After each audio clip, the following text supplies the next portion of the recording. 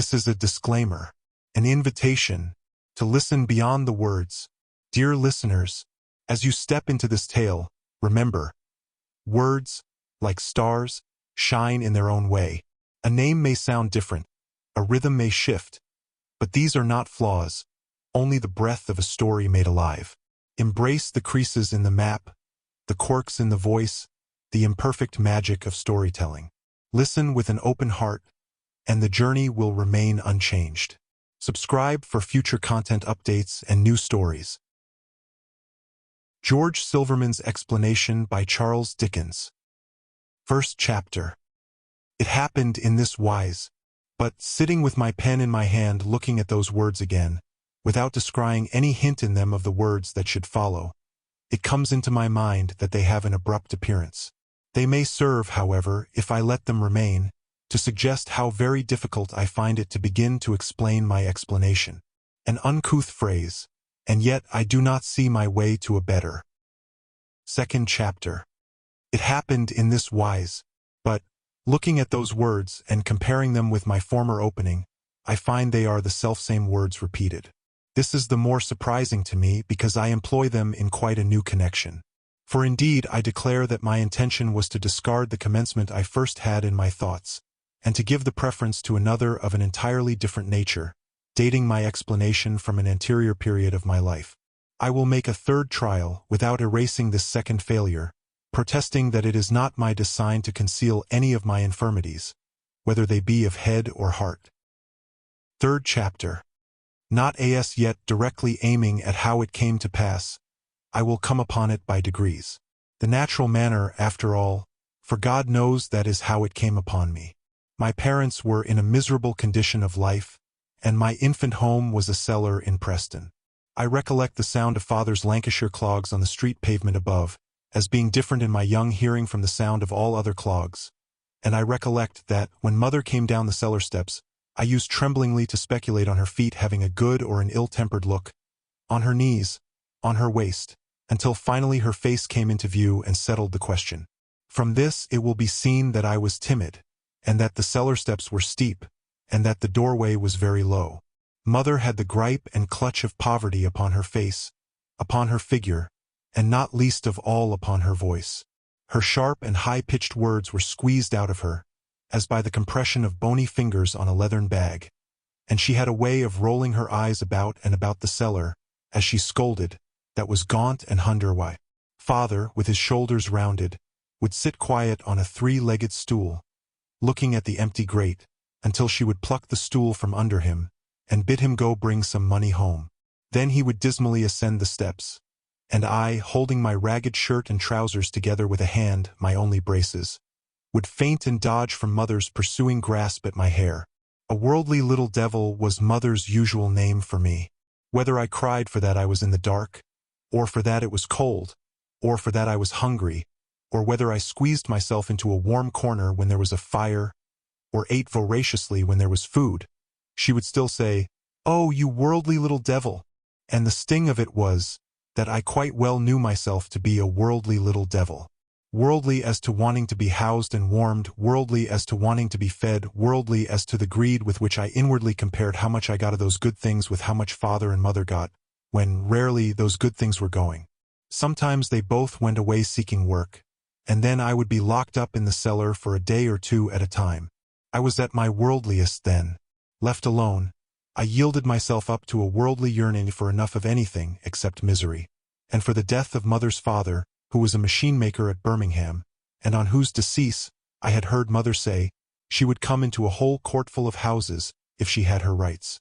Worldly little devil, I would stand about, musingly fitting my cold bare feet into cracked bricks and crevices of the damp cellar floor, walking over my grandfather's body, so to speak, into the courtful of houses, and selling them for meat and drink and clothes to wear. At last a change came down into our cellar. The universal change came down even as low as that, so will it mount to any height on which a human creature can perch, and brought other changes with it. We had a heap of I don't know what foul litter in the darkest corner, which we called the bed. For 3 days mother lay upon it without getting up, and then began at times to laugh.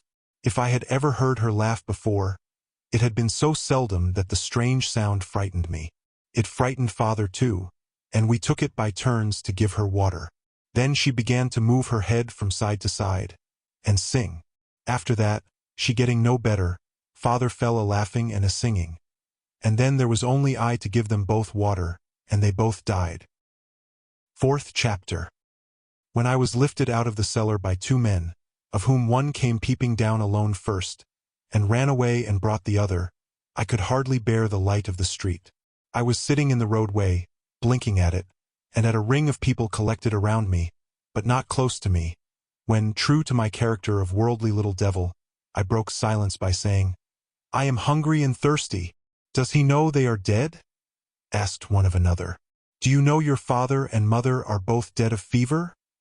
asked a third of me severely. I don't know what it is to be dead.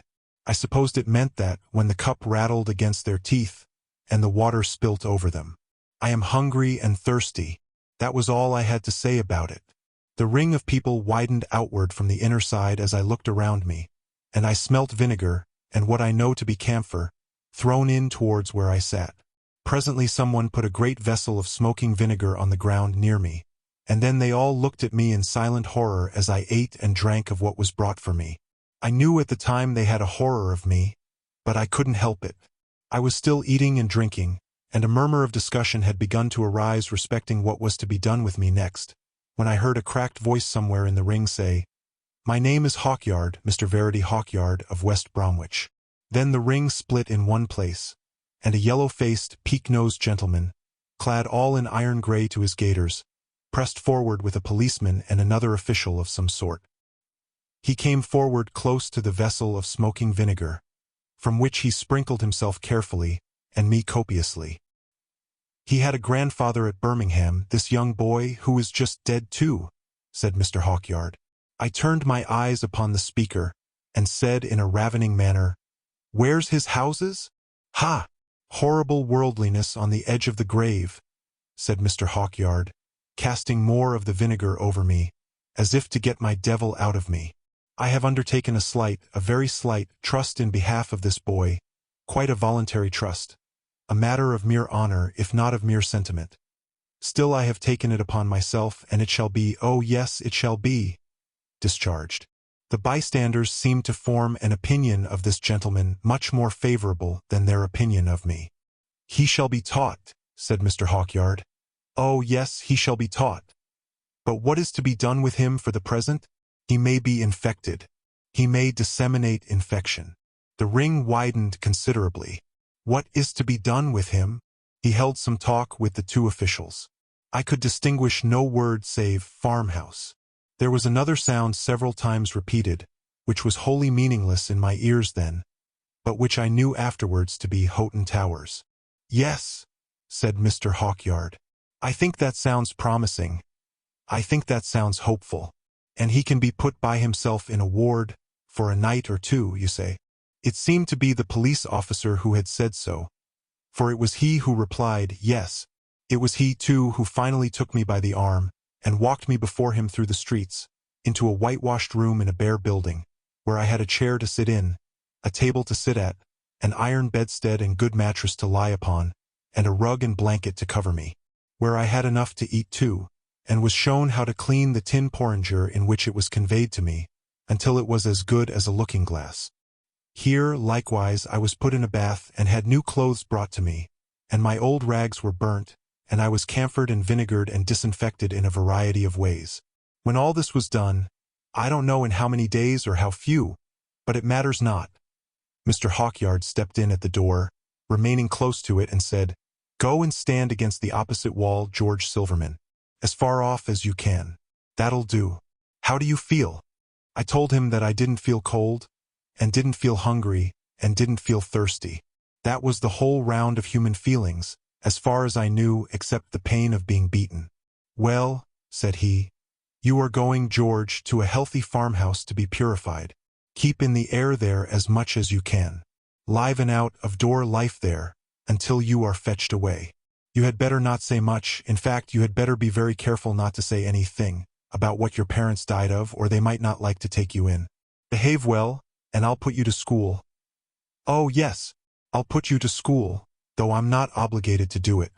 I am a servant of the Lord George, and I have been a good servant to him, I have, these 35 years. The Lord has had a good servant in me, and he knows it. What I then supposed him to mean by this I cannot imagine. As little do I know when I began to comprehend that he was a prominent member of some obscure denomination or congregation, every member of which held forth to the rest when so inclined, and among whom he was called Brother Hawkyard. It was enough for me to know, on that day in the ward, that the farmer's cart was waiting for me at the street corner. I was not slow to get into it, for it was the first ride I ever had in my life. It made me sleepy, and I slept. First, I stared at Preston streets as long as they lasted, and meanwhile I may have had some small dumb wondering within me whereabouts our cellar was. But I doubt it. Such a worldly little devil was I, that I took no thought who would bury father and mother, or where they would be buried, or when. The question whether the eating and drinking by day, and the covering by night, would be as good at the farmhouse as at the ward superseded those questions. The jolting of the cart on a loose stony road awoke me, and I found that we were mounting a steep hill, where the road was a ruddy by-road through a field. And so, by fragments of an ancient terrace, and by some rugged outbuildings that had once been fortified, and passing under a ruined gateway, we came to the old farmhouse in the thick stone wall outside the old quadrangle of Houghton Towers, which I looked at like a stupid savage, seeing no specialty in, seeing no antiquity in, assuming all farmhouses to resemble it, assigning the decay I noticed to the one potent cause of all ruin that I knew, poverty, eyeing the pigeons in their flights, the cattle in their stalls, the ducks in the pond, and the fowls pecking about the yard, with a hungry hope that plenty of them might be killed for dinner while I stayed there, wondering whether the scrubbed dairy vessels, drying in the sunlight, could be goodly porringers out of which the master ate his belly-filling food, and which he polished when he had done, according to my ward experience, shrinkingly doubtful whether the shadows, passing over that airy height on the bright spring day, were not something in the nature of frowns, sordid, afraid, unadmiring, a small brute to shudder at. To that time I had never had the faintest impression of duty. I had had no knowledge whatever that there was anything lovely in this life. When I had occasionally slunk up the cellar steps into the street, and glared in at shop windows, I had done so with no higher feelings than we may suppose to animate a mangy young dog or wolf cub. It is equally the fact that I had never been alone, in the sense of holding unselfish converse with myself. I had been solitary often enough, but nothing better. Such was my condition when I sat down to my dinner that day, in the kitchen of the old farmhouse. Such was my condition when I lay on my bed in the old farmhouse that night, stretched out opposite the narrow mullioned window, in the cold light of the moon, like a young vampire. 5th chapter. What do I know of Houghton Towers? Very little, for I have been gratefully unwilling to disturb my first impressions. A house, centuries old, on high ground a mile or so removed from the road between Preston and Blackburn, where the first James of England, in his hurry to make money by making baronets, perhaps made some of those remunerative dignitaries. A house, centuries old, deserted and falling to pieces, its woods and gardens long since grass-land or ploughed up, the rivers Ribble and Darwen glancing below it, and a vague haze of smoke, against which not even the supernatural prescience of the first Stuart could foresee a counterblast, hinting at steam power, powerful in two distances. What did I know then of Houghton Towers?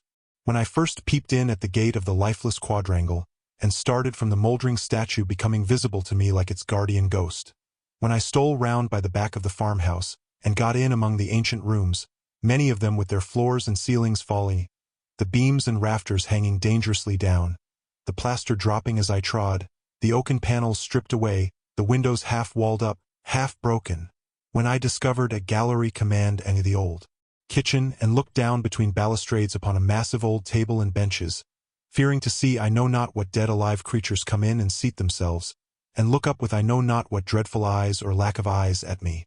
When all over the house I was awed by gaps and chinks where the sky stared sorrowfully at me, where the birds passed, and the ivy rustled, and the stains of winter weather blotched the rotten floors, when down at the bottom of dark pits of staircase, into which the stairs had sunk, green leaves trembled, butterflies fluttered, and bees hummed in and out through the broken doorways. When encircling the whole ruin were sweet scents, and sights of fresh green growth and ever-renewing life that I had never dreamed of. I say, when I passed into such clouded perception of these things as my dark soul could compass, what did I know then of Houghton Towers? I have written that the sky stared sorrowfully at me. Therein have I anticipated the answer. I knew that all these things looked sorrowfully at me, that they seemed to sigh or whisper, not without pity for me. Alas, poor worldly little devil! There were 2 or 3 rats at the bottom of one of the smaller pits of broken staircase when I craned over and looked in. They were scuffling for some prey that was there, and when they started and hid themselves close together in the dark, I thought of the old life, it had grown old already, in the cellar. How not to be this worldly little devil? How not to have a repugnance towards myself as I had towards the rats? I hid in a corner of one of the smaller chambers, frightened at myself and crying. It was the first time I had ever cried for any cause not purely physical, and I tried to think about it. One of the farm plows came into my range of view just then, and it seemed to help me as it went on with its 2 horses up and down the field so peacefully and quietly. There was a girl of about my own age in the farmhouse family, and she sat opposite to me at the narrow table at mealtimes. It had come into my mind at our first dinner that she might take the fever from me. The thought had not disquieted me then. I had only speculated how she would look under the altered circumstances, and whether she would die. But it came into my mind now that I might try to prevent her taking the fever by keeping away from her. I knew I should have but scrambling board if I did. So much the less worldly and less devilish the deed would be, I thought. From that hour, I withdrew myself at early morning into secret corners of the ruined house, and remained hidden there until she went to bed. At first, when meals were ready, I used to hear them calling me, and then my resolution weakened. But I strengthened it again by going farther off into the ruin, and getting out of hearing. I often watched for her at the dim windows, and, when I saw that she was fresh and rosy, felt much happier. Out of this holding her in my thoughts, to the humanizing of myself, I suppose some childish love arose within me. I felt, in some sort, dignified by the pride of protecting her, by the pride of making the sacrifice for her. As my heart swelled with that new feeling, it insensibly softened about mother and father. It seemed to have been frozen before and now to be thawed. The old ruin and all the lovely things that haunted it were not sorrowful for me only, but sorrowful for mother and father as well. Therefore did I cry again, and often too. The farmhouse family conceived me to be of a morose temper, and were very short with me, though they never stinted me in such broken fare as was to be got out of regular hours. One night when I lifted the kitchen latch at my usual time, Sylvia, that was her pretty name, had but just gone out of the room. Seeing her ascending the opposite stairs, I stood still at the door. She had heard the clink of the latch and looked round. "George," she called to me in a pleased voice, "tomorrow is my birthday, and we are to have a fiddler, and there's a party of boys and girls coming in a cart, and we shall dance. I invite you. Be sociable for once, George." "I am very sorry, miss," I answered. But no, I can't come." "You are a disagreeable, ill-humored lad," she returned disdainfully, "and I ought not to have asked you. I shall never speak to you again." As I stood with my eyes fixed on the fire, after she was gone, I felt that the farmer bent his brows upon me. Lad," said he, "Sylvie's right. You're as moody and broody a lad as never I set eyes on yet." I tried to assure him that I meant no harm, but he only said coldly, maybe not. There, get thy supper, and then thou canst sulk to thy heart's content again." Ah! If they could have seen me next day, in the ruin, watching for the arrival of the cart full of merry young guests. If they could have seen me at night, gliding out from behind the ghostly statue, listening to the music and the fall of dancing feet, and watching the lighted farmhouse windows from the quadrangle when all the ruin was dark. If they could have read my heart as I crept up to bed by the back way, comforting myself with the reflection, "They will take no hurt from me," they would not have thought mine a morose or an unsocial nature.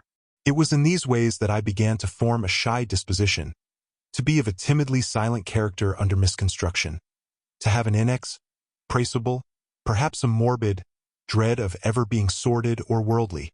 It was in these ways that my nature came to shape itself to such a mold, even before it was affected by the influences of the studious and retired life of a poor scholar. 6th chapter.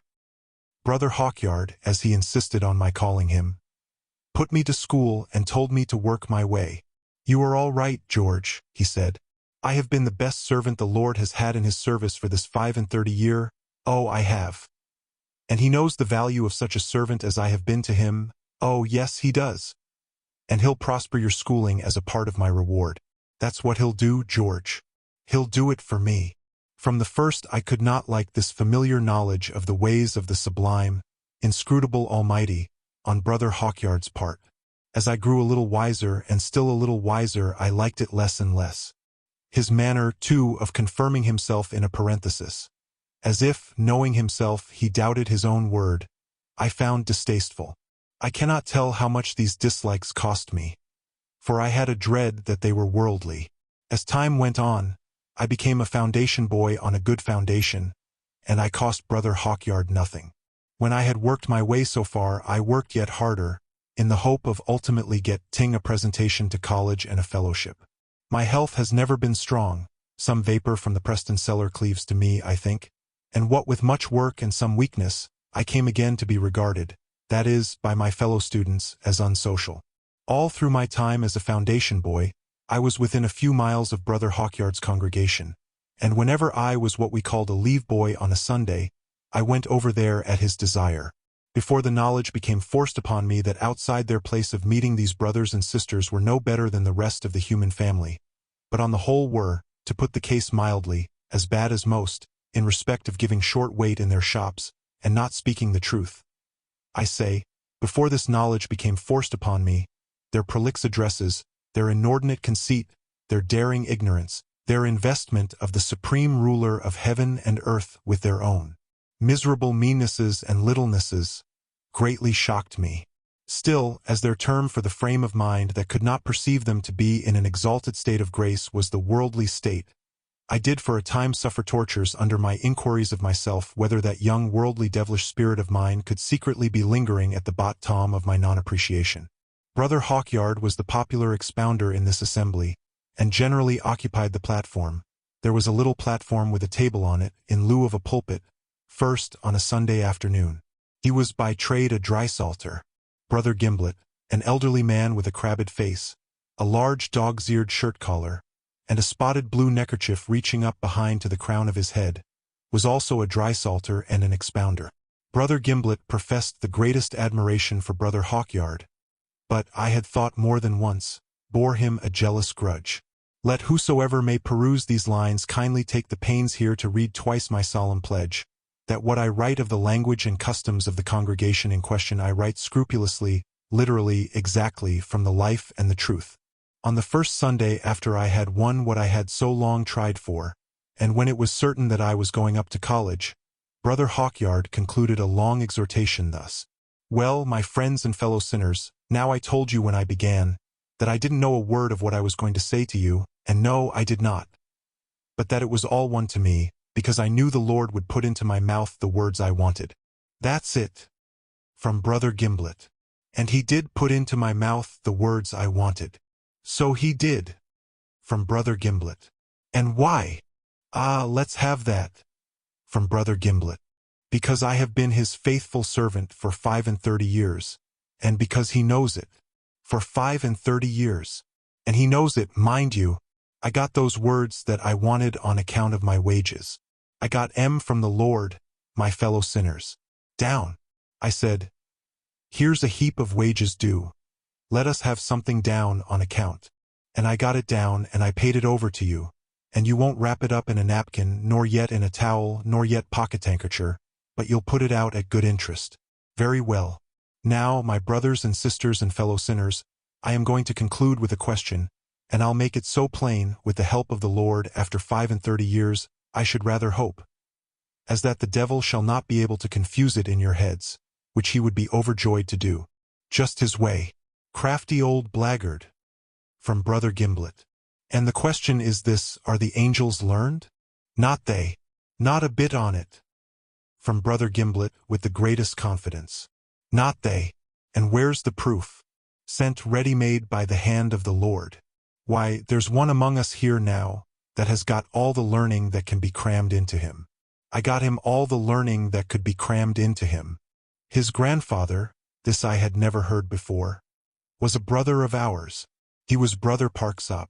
That's what he was. Parksop, Brother Parksop. His worldly name was Parksop, and he was a brother of this brotherhood. Then wasn't he Brother Parksop? Must be. Couldn't help hisself. From Brother Gimblet. Well, he left that one now here present among us to the care of a brother sinner of his, and that brother sinner, mind you, was a sinner of a bigger size in his time than any of you. Praise the Lord, Brother Hawkyard. Me, I got him without fee or reward, without a morsel of myrrh or frankincense, nor yet amber, letting alone the honeycomb. All the learning that could be crammed into him. Has it brought him into our temple in the Spirit? No. Have we had any ignorant brothers and sisters that didn't know round O from crooked S come in among us meanwhile? Many. Then the angels are not learned. Then they don't so much as know their alphabet. And now, my friends and fellow sinners, having brought it to that, perhaps some brother present, perhaps you, Brother Gimblet, will pray a bit for us. Brother Gimblet undertook the sacred function, after having drawn his sleeve across his mouth, and muttered, "Well, I don't know as I see my way to hitting any of you quite in the right place neither." He said this with a dark smile, and then began to bellow. What we were specially to be preserved from, according to his solicitations, was despoilment of the orphan, suppression of testamentary intentions on the part of a father or, say, grandfather, appropriation of the orphan's house property, feigning to give in charity to the wronged one from whom we withheld his due, and that class of sins. He ended with the petition, "Give us peace," which, speaking for myself, was very much needed after 20 minutes of his bellowing. Even though I had not seen him when he rose from his knees, steaming with perspiration, glance at Brother Hawkyard, and even though I had not heard Brother Hawkyard's tone of congratulating him on the vigor with which he had roared, I should have detected a malicious application in this prayer. Unformed suspicions to a similar effect had sometimes passed through my mind in my earlier school days, and had always caused me great distress, for they were worldly in their nature and wide, very wide, of the spirit that had drawn me from Sylvia. They were sordid suspicions without a shadow of proof. They were worthy to have originated in the unwholesome cellar. They were not only without proof, but against proof. For was I not myself a living proof of what Brother Hawkyard had done? And without him, how should I ever have seen the sky look sorrowfully down upon that wretched boy at Houghton Towers? Although the dread of a relapse into a stage of savage selfishness was less strong upon me as I approached manhood, and could act in an increased degree for myself, yet I was always on my guard against any tendency to such relapse. After getting these suspicions under my feet, I had been troubled by not being able to like Brother Hawkyard's manner, or his professed religion. So it came about that, as I walked back that Sunday evening, I thought it would be an act of reparation for any such injury my struggling thoughts had unwillingly done him, if I wrote and placed in his hands, before going to college, a full acknowledgment of his goodness to me, and an ample tribute of thanks. It might serve as an implied vindication of him against any dark scandal from a rival brother and expounder, or from any other quarter. Accordingly, I wrote the document with much care. I may add with much feeling too, for it affected me as I went on. Having no set studies to pursue, in the brief interval between leaving the Faun, dat Ion, and going to Cambridge, I determined to walk out to his place of business and give it into his own hands. It was a winter afternoon when I tapped at the door of his little counting-house, which was at the farther end of his long, low shop. As I did so, having entered by the backyard, where casks and boxes were taken in, and where there was the inscription, "Private way to the counting-house," a shopman called to me from the counter that he was engaged. "Brother Gimblet," said the shopman, who was one of the broth Erhood, "is with him." I thought this all the better for my purpose, and made bold to tap again. They were talking in a low tone, and money was passing, for I heard it being counted out. "Who is it?" asked Brother Hawkyard sharply. "George Silverman," I answered, holding the door open. "May I come in?" Both brothers seemed so astounded to see me that I felt shyer than usual. But they looked quite cadaverous in the early gaslight, and perhaps that accidental circumstance exaggerated the expression of their faces. "What is the matter?" asked Brother Hawkyard. "What is the matter?" asked Brother Gimblet. "Nothing at all," I said, diffidently producing my document. "I am only the bearer of a letter from myself." "From yourself, George?" cried Brother Hawkyard. "And to you," said I. "And to me, George?" He turned paler and opened it hurriedly, but looking over it and seeing generally what it was, became less hurried, recovered his color, and said, "Praise the Lord! That's it!" cried Brother Gimblet. "Well put. Amen." Brother Hawkyard then said, in a livelier strain, "You must know, George, that Brother Gimblet and I are going to make our two businesses one. We are going into partnership. We are settling it now. Brother Gimblet is to take one clear half of the profits. Oh yes, he shall have it. He shall have it to the last farthing." "D.V.," said Brother Gimblet, with his right fist firmly clinched on his right leg. "There is no objection," pursued Brother Hawkyard, "to my reading this aloud, George? As it was what I expressly desired should be done, after yesterday's prayer, I more than readily begged him to read it aloud. He did so, and Brother Gimblet listened with a crabbed smile. "It was in a good hour that I came here," he said, wrinkling up his eyes. "It was in a good hour, likewise, that I was moved yesterday to depict for the terror of evildoers a character the direct opposite of Brother Hawkyard's. But it was the Lord that done it. I felt him at it while I was perspiring. After that, it was proposed by both of them that I should attend the congregation once more before my final departure. What my shy reserve would undergo, from being expressly preached at and prayed at, I knew beforehand.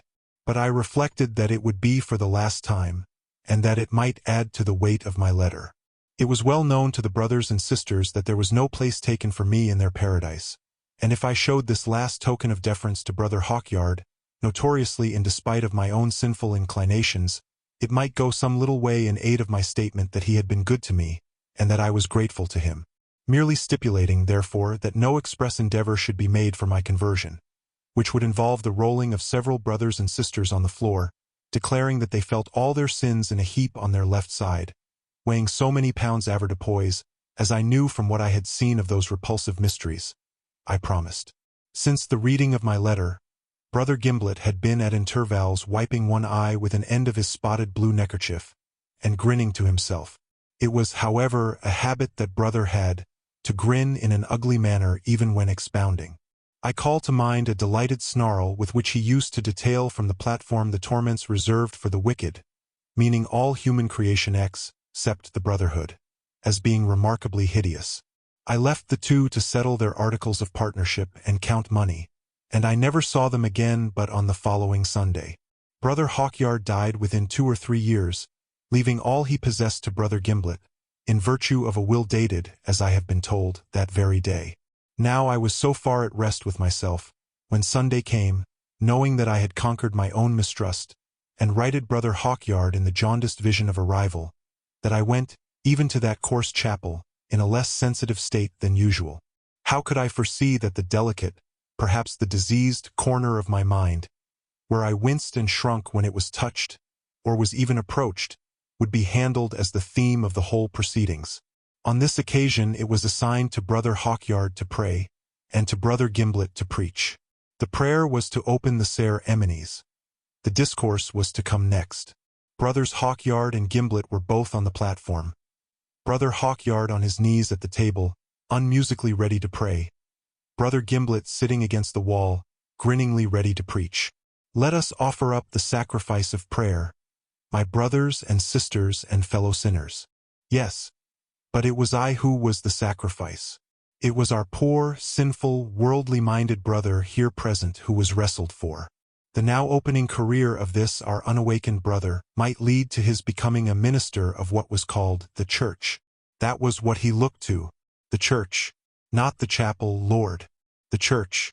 No rectors, no vicars, no archdeacons, no bishops, no archbishops in the chapel, but, O Lord, many such in the church. Protect our sinful brother from his love of lucre.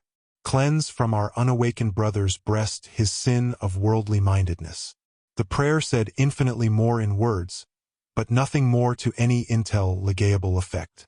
Then Brother Gimblet came forward, and took, as I knew he would, the text.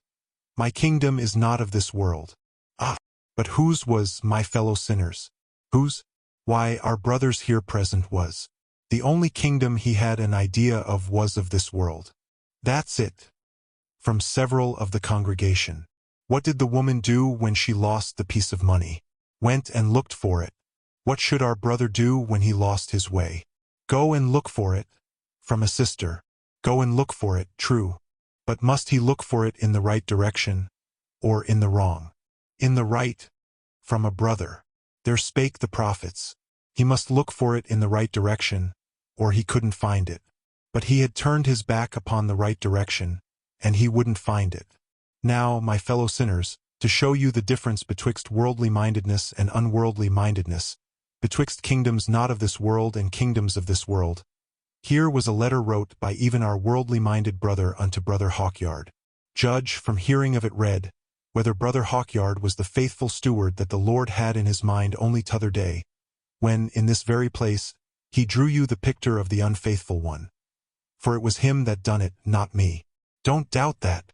Brother Gimblet then groaned and bellowed his way through my composition, and subsequently through an hour. The service closed with a hymn, in which the brothers unanimously roared, and the sisters unanimously shrieked at me, that I by wiles of worldly gain was mocked, and they on waters of sweet love were rocked, that I with mammon struggled in the dark, while they were floating in a second ark. I went out from all this with an aching heart and a weary spirit, not because I was quite so weak as to consider these narrow creatures interpreters of the divine majesty and wisdom, but because I was weak enough to feel as though it were my hard fortune to be misrepresented and misunderstood, when I most tried to subdue any risings of mere worldliness within me, and when I most hoped that, by dint of trying earnestly, I had succeeded. 7th chapter. My timidity and my obscurity occasioned me to live a secluded life at college, and to be little known. No relative ever came to visit me, for I had no relative. No intimate friends broke in upon my studies, for I made no intimate friends. I supported myself on my scholarship and read much. My college time was otherwise not so very different from my time at Houghton Towers. Knowing myself to be unfit for the noisier stir of social existence, but believing myself qualified to do my duty in a moderate, though earnest way, if I could obtain some small preferment in the church, I applied my mind to the clerical profession. In due sequence I took orders, was ordained, and began to look about me for employment. I must observe that I had taken a good degree, that I had succeeded in winning a good fellowship, and that my means were ample for my retired way of life. By this time I had read with several young men, and the occupation increased my income, while it was highly interesting to me. I once accidentally overheard our greatest Don say, to my boundless joy, that he heard it reported of Silverman that his gift of quiet explanation, his patience, his amiable temper, and his conscientiousness made him the best of coaches. May my gift of quiet explanation come more seasonably and powerfully to my aid in this present explanation than I think it will. It may be in a certain degree owing to the situation of my college rooms in a corner where the daylight was sobered, but it is in a much larger degree referable to the state of my own mind that I seem to myself, on looking back to this time of my life, to have been always in the peaceful shade. I can see others in the sunlight. I can see our boat's crews and our athletic young men on the glistening water, or speckled with the moving lights of sunlit leaves. But I myself am always in the shadow looking on. Not unsympathetically, God forbid, but looking on alone, much as I looked at Sylvia from the shadows of the ruined house, or looked at the red gleam shining through the farmer's windows, and listened to the fall of dancing feet, when all the ruin was dark that night in the quadrangle. I now come to the reason of my quoting that laudation of myself, above given. Without such reason, to repeat it would have been mere boastfulness. Among those who had read with me was Mr. Fairway, second son of Lady Fairway, widow of Sir Gaston Fairway, Baronet. This young gentleman's abilities were much above the average, but he came of a rich family, and was idle and luxurious. He presented himself to me too late, and afterwards came to me too irregularly, to admit of my being of much service to him. In the end, I considered it my duty to dissuade him from going up for an examination which he could never pass, and he left college without a degree. After his departure, Lady Fareway wrote to me, representing the justice of my returning half my fee, as I had been of so little use to her son. Within my knowledge a similar demand had not been made in any other case, and I most freely admit that the justice of it had not occurred to me until it was pointed out. But I at once perceived it, yielded to it, and returned the money. Mr. Fareway had been gone 2 years or more, and I had forgotten him, when he one day walked into my rooms as I was sitting at my books. Said he, after the usual salutations had passed, "Mr. Silverman, my mother is in town here at the hotel, and wishes me to present you to her."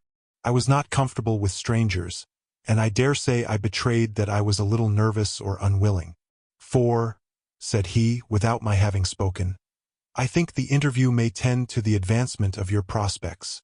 It put me to the blush to think that I should be tempted by a worldly reason, and I rose immediately.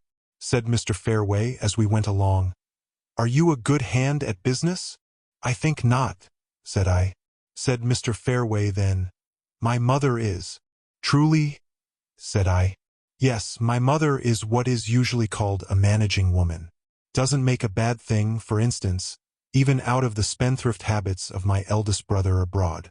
In short, a managing woman. This is in confidence." He had never spoken to me in confidence, and I was surprised by his doing so.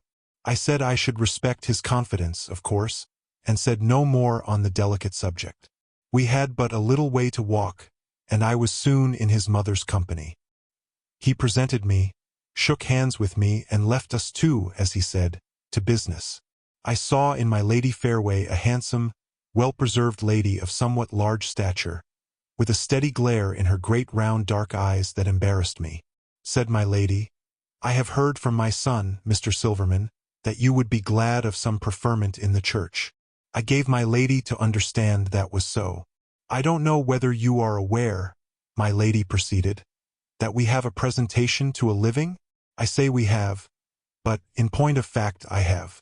I gave my lady to understand that I had not been aware of this. Said my lady, "So it is, indeed. I have 2 presentations, one to 200 a year, one to 6. Both livings are in our county, North Devonshire, as you probably know. The first is vacant. Would you like it?" What with my lady's eyes, and what with the suddenness of this proposed gift, I was much confused. "I am sorry it is not the larger presentation," said my lady, rather coldly, "though I will not, Mr. Silverman, pay you the bad compliment of supposing that you are, because that would be mercenary, and mercenary I am persuaded you are not." Said I with my utmost earnestness, "Thank you, Lady Fareway, thank you, thank you. I should be deeply hurt if I thought I bore the character." "Naturally," said my lady, "always detestable, but particularly in a clergyman. You have not said whether you will like the living." With apologies for my remissness or indistinctness, I assured my lady that I accepted it most readily and gratefully. I added that I hoped she would not estimate my appreciation of the generosity of her choice by my flow of words, for I was not a ready man in that respect when taken by surprise or touched at heart. "The affair is concluded," said my lady. "Concluded. You will find the duties very light, Mr. Silverman. Charming house, charming little garden, orchard, and all that. You will be able to take pupils. By the by, no, I will return to the word afterwards. What was I going to mention, when it put me out?" My lady stared at me as if I knew, and I didn't know, and that perplexed me afresh. Said my lady, after some consideration, "Oh, of course, how very dull of me. The last incumbent, least mercenary man I ever saw, in consideration of the duties being so light and the house so delicious, couldn't rest," he said, "unless I permitted him to help me with my correspondence, accounts, and various little things of that kind. Nothing in themselves, but which it worries a lady to cope with. Would Mr. Silverman also like to? Or shall I?" I hastened to say that my poor help would be always at her ladyship's service. "I am absolutely blessed," said my lady, casting up her eyes, and so taking them off me for one moment, "in having to do with gentlemen who cannot endure an approach to the idea of being mercenary." She shivered at the word. And now as to the pupil. I was quite at a loss. Mr. Silverman, you have no idea what she is. She is, said my lady, laying her touch upon my coat sleeve, I do verily believe, the most extraordinary girl in this world. Already knows more Greek and Latin than Lady Jane Grey. And taught herself.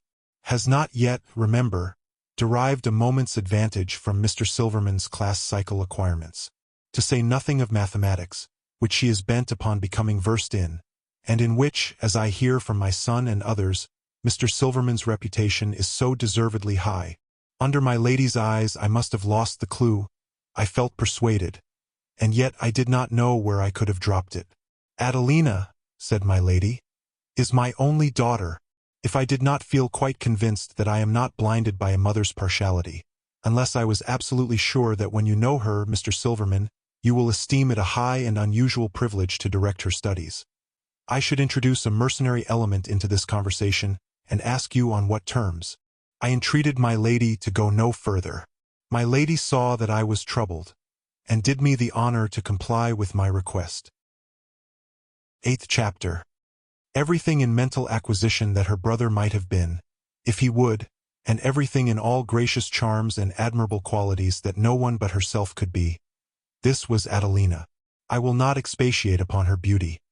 I will not expatiate upon her intelligence, her quickness of perception, her powers of memory, her sweet consideration, from the first moment, for the slow-paced tutor who ministered to her wonderful gifts. I was 30 then. I am over 60 now. She is ever present to me in these hours as she was in those, bright and beautiful and young, wise and fanciful and good. When I discovered that I loved her, how can I say? In the first day? In the first week? In the first month? Impossible to trace. If I be, as I am, unable to represent to myself any previous period of my life as quite separable from her attracting power, how can I answer? For this one detail, whensoever I made the discovery, it laid a heavy burden on me. And yet, comparing it with the far heavier burden that I afterwards took up, it does not seem to me now to have been very hard to bear. In the knowledge that I did love her, and that I should love her while my life lasted, and that I was ever to hide my secret deep in my own breast, and she was never to find it, there was a kind of sustaining joy or pride or comfort mingled with my pain. But later on, say a year later on, when I made another discovery, then indeed my suffering and my struggle were strong. That other discovery was, these words will never see the light, if ever, until my heart is dust, until her bright spirit has returned to the regions of which, when imprisoned here, it surely retains some unusual glimpse of remembrance, until all the pulses that ever beat around us shall have long been quiet, until all the fruits of all the tiny victories and defeats achieved in our little breasts shall have withered away. That discovery was that she loved me. She may have enhanced my knowledge and loved me for that. She may have overvalued my discharge of duty to her, and loved me for that. She may have refined upon a playful compassion which she would sometimes show for what she called my want of wisdom, according to the light of the world's dark lanterns, and loved me for that. She must, have confused the borrowed light of what I had only learned, with its brightness in its pure, original rays. But she loved me at that time, and she made me know it. Pride of family and pride of wealth put me as far off from her in my lady's eyes as if I had been some domesticated creature of an other kind. But they could not put me farther from her than I put myself when I set my merits against hers. More than that, they could not put me, by millions of fathoms, half so low beneath her as I put myself when in imagination I took advantage of her noble trustfulness, took the fortune that I knew she must possess in her own right, and left her to find herself, in the zenith of her beauty and genius, bound to poor Rusty, plodding me. No, worldliness should not enter here at any cost. If I had tried to keep it out of other ground, how much harder was I bound to try to keep it out from this sacred place. But there was something daring in her broad, generous character, that demanded at so delicate a crisis to be delicately and patiently addressed. And many a bitter night, oh, I found I could cry for reasons not purely physical at this pass of my life. I took my course. My lady had, in our first interview, unconsciously overstated the accommodation of my pretty house. There was room in it for only one pupil. He was a young gentleman near coming of age, very well connected, but what is called a poor relation. His parents were dead. The charges of his living and reading with me were defrayed by an uncle, and he and I were to do our utmost together for 3 years towards qualifying him to make his way. At this time he had entered into his 2nd year with me. He was well-looking, clever, energetic, enthusiastic, bold. In the best sense of the term, a thorough young Anglo-Saxon. I resolved to bring these two together. 9th chapter. Said I, one night, when I had conquered myself, Mr. Granville. Mr. Granville Wharton his name was. I doubt if you have ever yet so much as seen Miss Fairway. Well, sir, returned he, laughing, you see her so much yourself, that you hardly leave another fellow a chance of seeing her. I am her tutor, you know, said I, and there the subject dropped for that time. But I so contrived as that they should come together shortly afterwards. I had previously so contrived as to keep them asunder, for while I loved her, I mean before I had determined on my sacrifice, a lurking jealousy of Mr. Granville lay within my unworthy breast. It was quite an ordinary interview in the Fairway Park, but they talked easily together for some time, like takes to like, and they had many points of resemblance. Said Mr. Granville to me, when he and I sat at our supper that night, Miss Fairway is remarkably beautiful, sir, remarkably engaging. Don't you think so? I think so, said I, and I stole a glance at him, and saw that he had reddened and was thoughtful. I remember it most vividly, because the mixed feeling of grave pleasure and acute pain that the slight circumstance caused me was the first of a long, long series of such mixed impressions under which my hair turned slowly gray. I had not much need to feign to be subdued, but I counterfeited to be older than I was in all respects, heaven knows, my heart being all too young the while, and feigned to be more of a recluse and bookworm than I had really become, and gradually set up more and more of a fatherly manner towards Adelina. Likewise I made my tuition less imaginative than before, separated myself from my poets and philosophers, was careful to present them in their own light, and me, their lowly servant, in my own shade.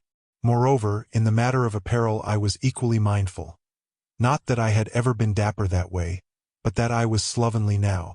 As I depressed myself with one hand, so did I labor to raise Mr. Granville with the other, directing his attention to such subjects as I too well knew interested her, and fashioning him, do not deride or misconstrue the expression, unknown reader of this writing, for I have suffered, into a greater resemblance to myself in my solitary one strong aspect.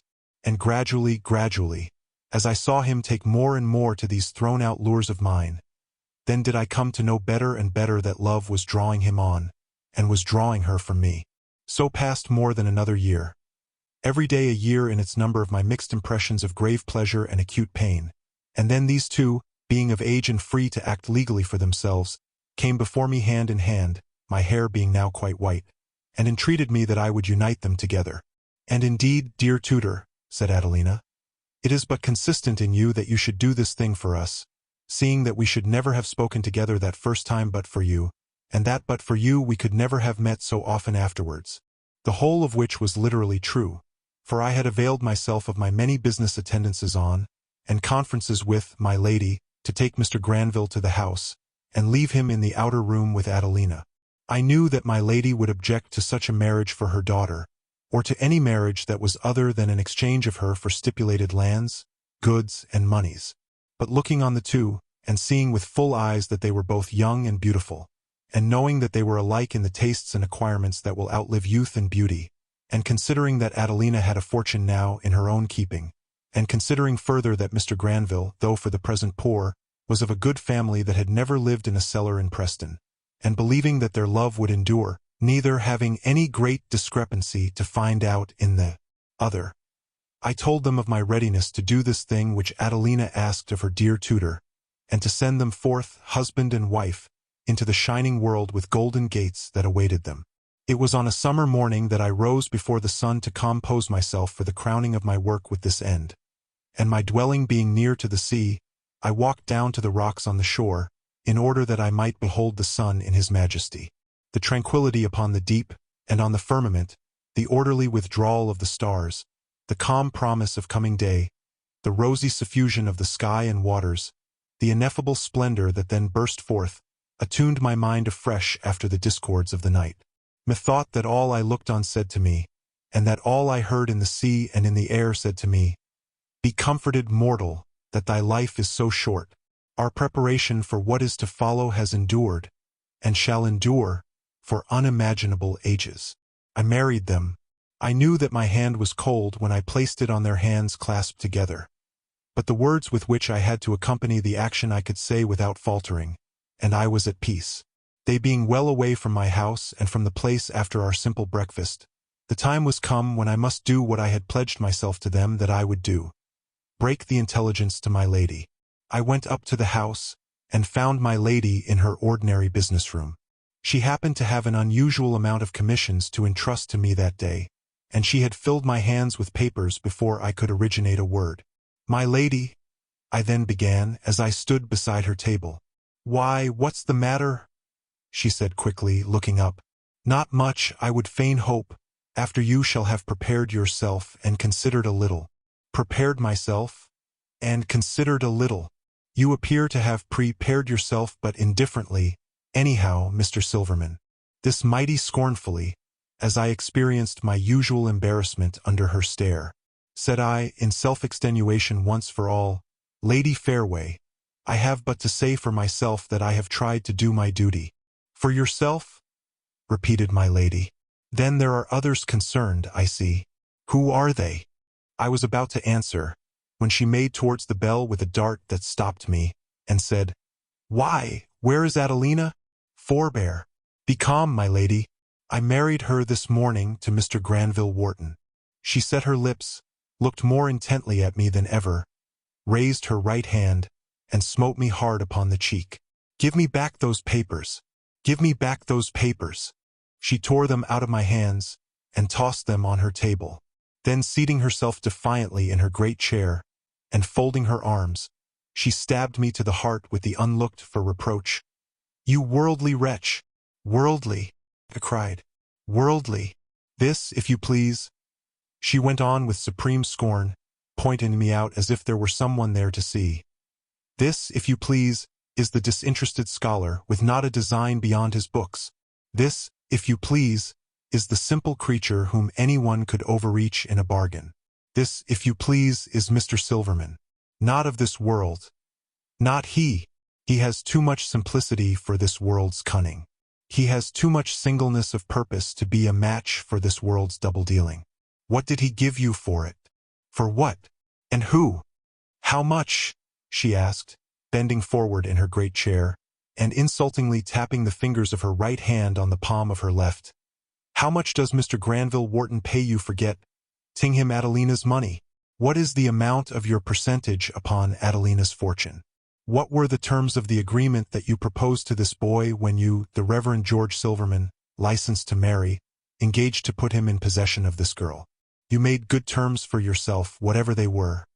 He would stand a poor chance against your keenness. Bewildered, horrified, stunned by this cruel perversion, I could not speak, but I trust that I looked innocent being so. Listen to me, shrewd hypocrite, said my lady, whose anger increased as she gave it utterance. Attend to my words, you cunning schemer, who have carried this plot through with such a practiced double face that I have never suspected you.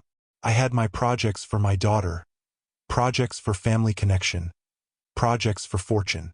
You have thwarted them and overreached me. But I am not one to be thwarted and overreached without retaliation. Do you mean to hold this living another month? Do you deem it possible, Lady Fairway, that I can hold it an other hour under your injurious words? Is it resigned, then? It was mentally resigned, my lady, some minutes ago. Don't equivocate, sir. Is it resigned? Unconditionally and entirely. And I would that I had never come near it. A cordial response from me to that wish, Mr. Silverman. But take this with you, sir. If you had not resigned it, I would have had you deprived of it. And though you have resigned it, you will not get quit of me as easily as you think for. I will pursue you with this story. I will make this nefarious conspiracy of yours, for money, known. You have made money by it, but you have at the same time made an enemy by it. You will take good care that the money sticks to you. I will take good care that the enemy sticks to you. Then said I finally, Lady Fairway, I think my heart is broken. Until I came into this room just now, the possibility of such mean wickedness as you have imputed to me never dawned upon my thoughts. Your suspicions. Suspicions. Pah! Said she indignantly. Certainties. Your certainties, my lady, as you call them, your suspicions as I call them, are cruel, unjust, wholly devoid of foundation in fact. I can declare no more, except that I have not acted for my own profit or my own pleasure. I have not, in this proceeding, considered myself. Once again, I think my heart is broken. If I have unwittingly done any wrong with a righteous motive, that is some penalty to pay. She received this with another and more indignant pah, and I made my way out of her room. I think I felt my way out with my hands, although my eyes were open, almost suspecting that my voice had a repulsive sound, and that I was a repulsive object. There was a great stir made, the bishop was appealed to, I received a severe reprimand, and narrowly escaped suspension. For years a cloud hung over me, and my name was tarnished. But my heart did not break, if a broken heart involves death. For I lived through it. They stood by me, Adelina and her husband, through it all. Those who had known me at college, and even most of those who had only known me there by reputation, stood by me too. Little by little, the belief widened that I was not capable of what was laid to my charge. At length I was presented to a college living in a six-tiered place, and there I now pen my explanation. I pen it at my open window in the summertime, before me, lying in the churchyard, equal resting place for sound hearts, wounded hearts and broken hearts. I pen it for the relief of my own mind, not foreseeing whether or no it will ever have a reader. Dear listener, we close the pages on another tale, a journey through words, imagination, and emotion. Here at the Falls Audiobook, where stories flow like a river's current, carrying you to distant worlds and uncharted depths, we thank you for joining us. As always, we invite you to linger a little longer. Subscribe to our channel to discover more stories waiting to be heard, each a cascade of voices, ideas, and artistry. And remember, every great story begins with a single word. Perhaps the next one will begin with you. Until our voices meet again, may your days be filled with quiet moments, rich pages, and the soothing sound of a story well told. This is the Falls Audiobook, signing off.